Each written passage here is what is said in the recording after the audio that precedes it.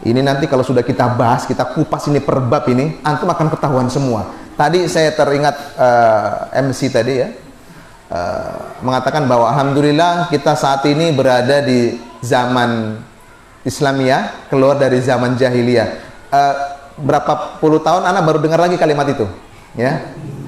Nah di kota nggak ada kayak gitu ya, tapi memang kalau di desa ada begitu. Ya, apakah salah? Tidak salah, gitu kan. Cuma anak mau sampaikan, kenapa?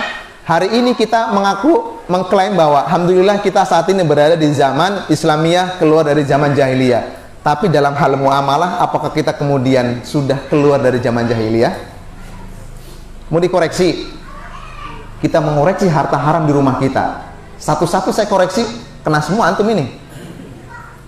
Tapi nanti harus dikoreksi supaya mana yang bisa ditinggalkan, mana yang tidak. Ingat dalam usul, kaidah usulnya begini, usul fikih begini. Setiap perintah, ini kaidahnya ya, kaidah usulnya. Setiap perintah maka kita boleh mengerjakannya sesuai kemampuan kita. Antum garis bawahi ini. Setiap perintah maka kita boleh mengerjakan sesuai dengan kemampuan kita. Kalau sifatnya perintah. Karena la yukallifullah nafsan illa wus'aha.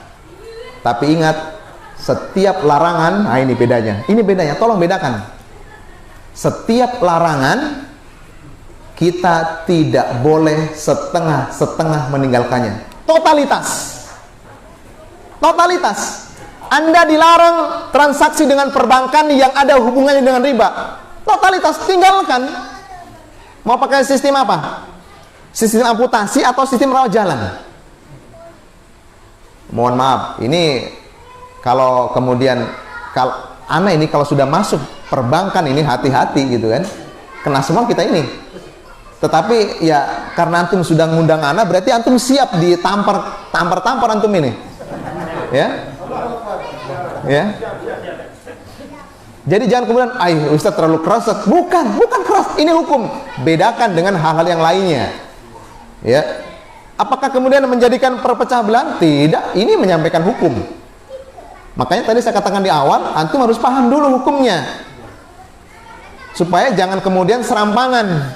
Contoh kayak kemarin, belum lama ini kan ada seorang ustadz gitu ya mengatakan, wah kita boleh kok transaksi dengan perbankan. Bank itu tidak riba, gitu. Adakah begitu kah? Pernah dengar ya? Pernah. Apakah kemudian ada ustadz seperti itu? Banyak. Belum lama ya, di awal-awal masa hijrah perbankan ini munculnya X-Bank. Ada X-Bank di sini? Ya, X-Bank ada. Pernah kerja di bank maksudnya? Ada ya? Masya Allah. Ada yang masih aktif? Nggak apa-apa, angkat tangan itu nggak apa-apa. Nggak ada ya? Nggak ada.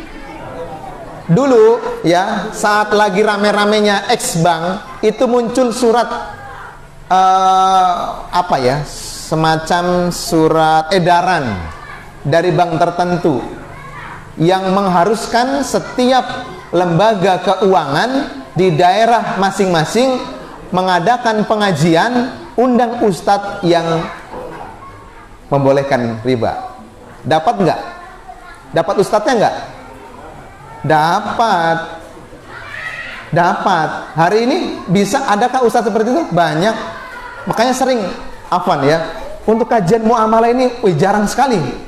Di Palu pernah saya ketemu dengan komunitas-komunitas dai. Saya sampaikan, Ustadz, minimal setiap hari Jumat sebulan sekali lah kita judulnya seragam, membahas tentang masalah muamalah mal. Banyak orang bermasalah di sini. Tauhidnya, belajarnya luar biasa, tapi dalam hal muamalah rusaknya luar biasa juga. Begitu anak sampai, Ustadz, antum dakwah masalah muamalah, antum singgunglah sedikit. Sebulan sekali kah, 2 bulan sekali? Jawabannya, tidak berani Ustadz. Kenapa? Saya juga masih kredit motor. Kacau ya. Mohon maaf ini lagi-lagi karena antum undangan. Ada yang kredit motor hari ini?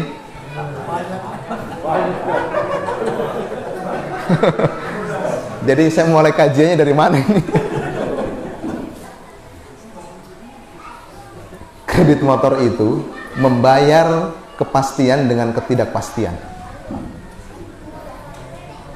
Ya, ini masih mukadimah semua ini dulu. Antum ditampar-tampar dulu, nanti baru masuk bab. Ya. membayar ketidakpastian dengan membayar kepastian dengan ketidakpastian.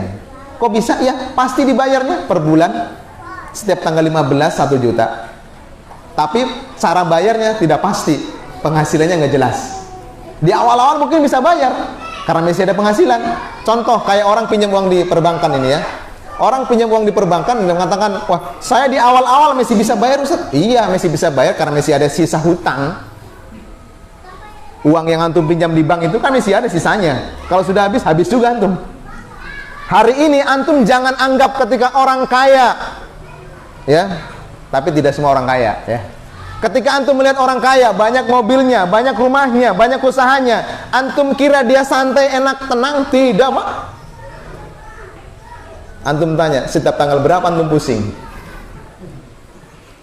Ya, bayar tagihan ini, bayar tagihan itu, bayar tagihan ini. Tidak, pusing dia, pusing. Justru kita yang enak ini, nggak punya tanggungan. Lebih baik motor 1 juta kenangan daripada motor 1 juta sebulan.